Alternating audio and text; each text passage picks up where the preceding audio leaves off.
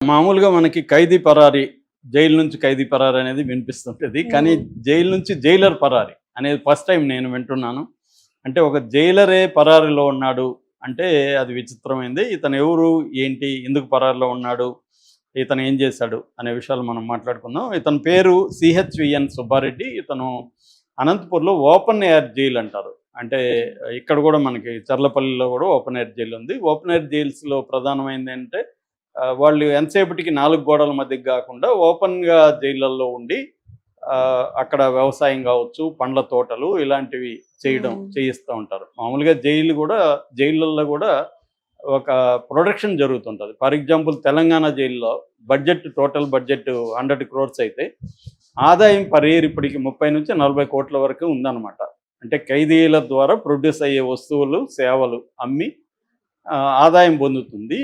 కేసీఆర్ పీరియడ్‌లో ఉన్నప్పుడు ఏందంటే ఇది కొంత 5-10 ఏళ్లలో సెల్ఫ్ సస్టైన్డ్‌గా ఈ 100 కోట్ల బడ్జెట్ కూడా మీరే సంపాదించుకొని, మీరే పోషించుకోవాలి మిమ్మల్ని అన్న ఒక టార్గెట్ పెట్టారు.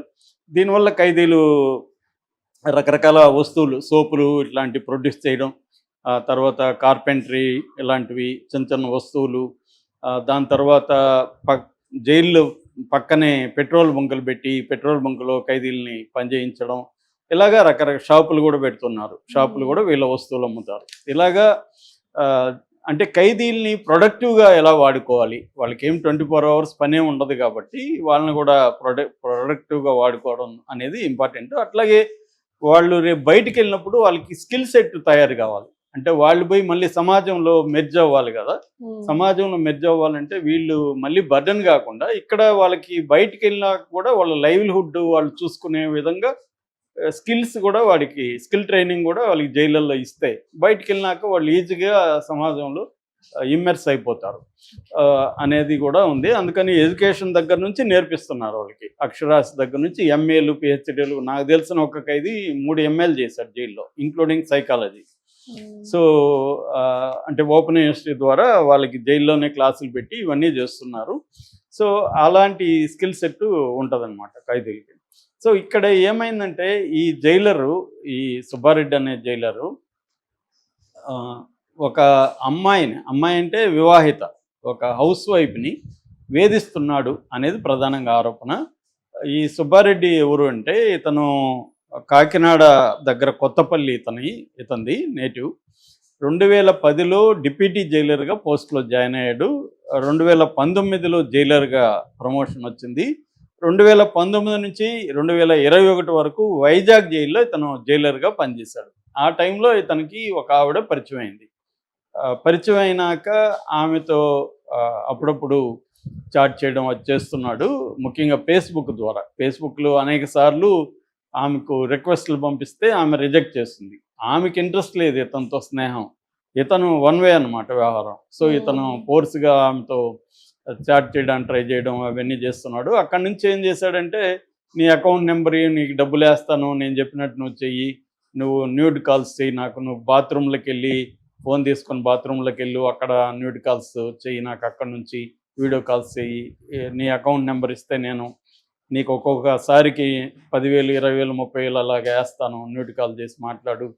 ఇలాగా ఇతను ఆమెను అరెస్ట్ చేయడం మొదలుపెట్టాడు. ఇది ఆమె తట్టుకోలేక కొద్ది రోజులు ట్రై చేసింది తను అవాయిడ్ చేయడానికి అవన్నీ. కానీ తను వినట్లేదు. దాంతో ఆమె వాళ్ళ ఇంట్లో వాళ్ళకి చెప్పింది. ఇలాగ నన్ను అరెస్ట్ చేస్తాను. వాళ్ళ హస్బెండ్‌కి, వాళ్ళ ఇంట్లో వాళ్ళకి చెప్తే వాళ్ళు కమిషనర్‌ని కలిసారు. శంకబ్రత బాగ్చి కమిషనరు.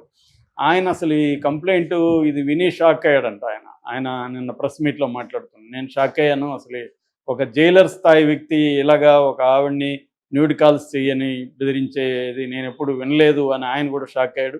దాంతో ఆయన అక్కడ సైబర్ క్రైమ్ వాళ్ళకి చెప్పాడు. Cyber crime CI Bhavani Prasad దీని మీద అసలు ఈమె చెప్పిన ఆరోపణ నిజమా కాదా?